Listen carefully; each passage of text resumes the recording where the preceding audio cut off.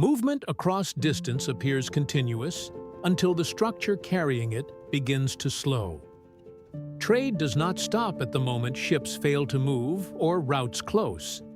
It stops earlier, when the system that coordinated motion across oceans, ports, and inland corridors begins to lose alignment with the conditions it was built to manage. What looks like interruption is often the final expression of something that has already shifted. Global trade, at its height, appears frictionless. Routes stabilized, timing predictable, exchange routine. Yet that stability depends on a precise arrangement of geography, infrastructure, and timing that must remain synchronized.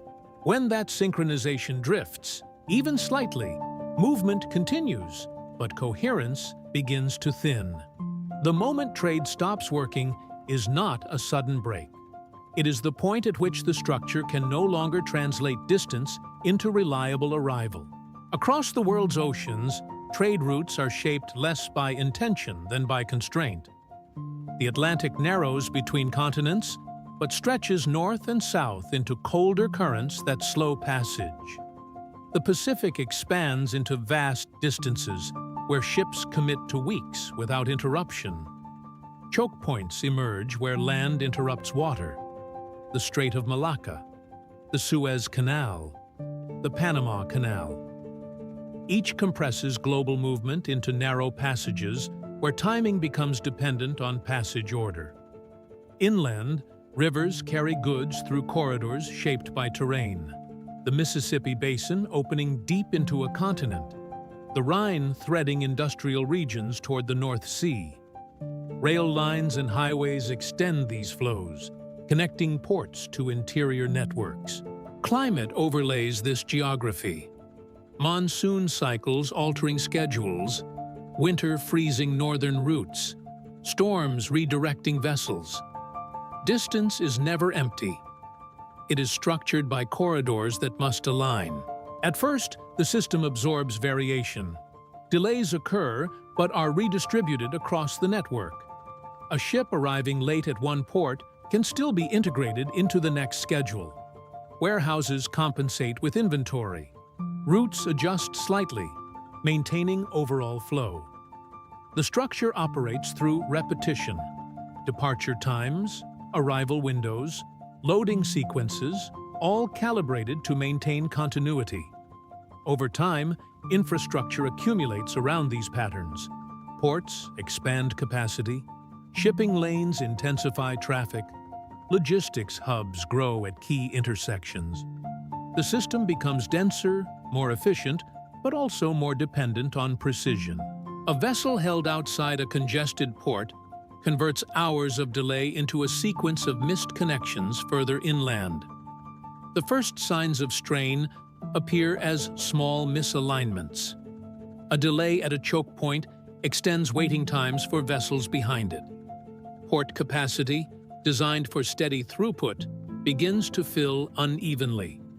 Ships cluster at anchor, waiting for berths that were scheduled under assumptions of continuous flow.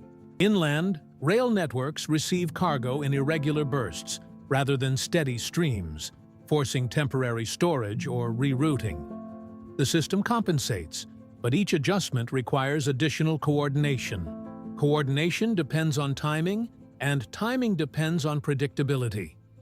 When predictability weakens, coordination begins to rely on estimation. Schedules are revised more frequently, buffers are increased, and routes are adjusted to avoid congestion. These adaptations maintain movement, but introduce new variables. Each change propagates through the network, altering expectations downstream. Containers arriving out of sequence require reordering, delaying departure from distribution centers as workers adjust loading priorities. The system, designed for efficiency, begins to trade efficiency for flexibility. Inventories increase to buffer uncertainty, occupying space that was previously optimized for throughput.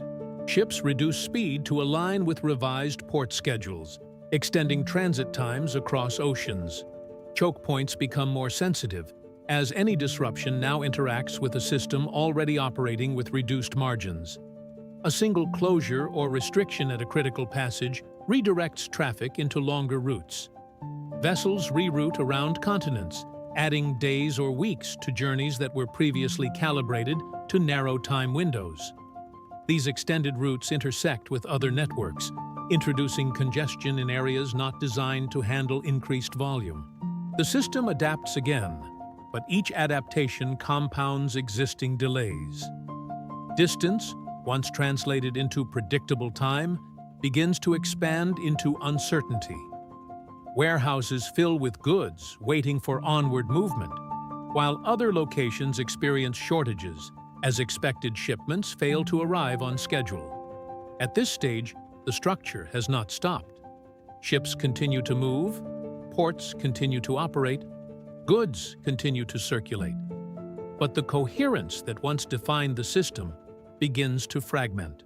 Each segment operates with partial information, adjusting locally without full awareness of conditions elsewhere. The global network, once synchronized, becomes a collection of overlapping adjustments. This fragmentation introduces feedback loops. Delays at one node lead to compensatory actions at another, which in turn create new delays. Increased inventory in one region reduces demand for incoming shipments, while shortages elsewhere increase urgency, pulling resources in conflicting directions. The system's response to disruption becomes part of the disruption itself. Farmers shift planting schedules to account for uncertain delivery of inputs, altering harvest timing in ways that further disrupt downstream processing and distribution. Infrastructure, built to stabilize flow, now amplifies variation. Ports designed for continuous throughput struggle with intermittent surges. Transportation networks experience alternating periods of congestion and underuse. The accumulation of capacity, once a source of resilience, becomes a constraint when it cannot be reconfigured quickly enough to match changing patterns. At the same time, the scale of the system limits its ability to reset. Routes cannot be easily redefined without affecting multiple interconnected segments.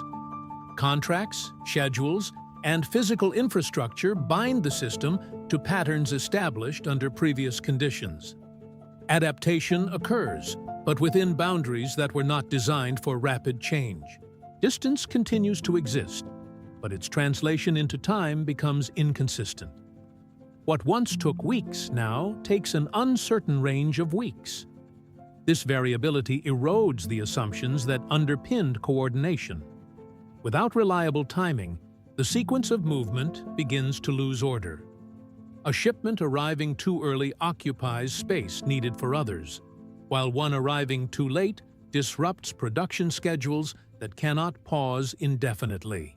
The moment of fracture emerges not as a visible collapse, but as a recognition embedded within the system's behavior. Movement persists, but it no longer produces the expected alignment between origin and destination. The structure reveals its limits through the accumulation of misaligned sequences rather than through a single point of failure.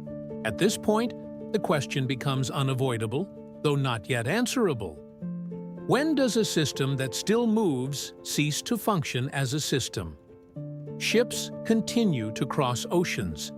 Containers continue to change hands. Routes remain open even as they lengthen. But the coordination that once connected these movements into a coherent whole becomes conditional, dependent on adjustments that cannot fully restore synchronization. Inland, distribution centers operate with partial visibility, releasing goods based on projections that shift daily, while transport networks adjust routes in response to conditions that have already changed. The structure remains intact, yet its ability to convert movement into reliability has diminished. Trade has not stopped in the physical sense. It has stopped working as a system that can be depended upon to deliver outcomes within defined expectations. The pattern does not resolve. It stabilizes at a new level of uncertainty. Adjustments become permanent. Buffers remain elevated, and timing remains variable. The system continues, but under altered conditions that redefine what it means to function. Distance persists, corridors remain, and movement does not cease. Yet the relationship between them has shifted. The routes that once compressed time now expand it unpredictably. The infrastructure that once synchronized flow now distributes misalignment. And within this altered structure, the appearance of continuity conceals a quieter transformation. Trade continues to move across the world, but the system that once made that movement coherent has already passed through the moment when it stopped working. If this reflection resonated with you, you can find more explorations like this on Timeless Questions, where history, power, and human nature quietly intersect.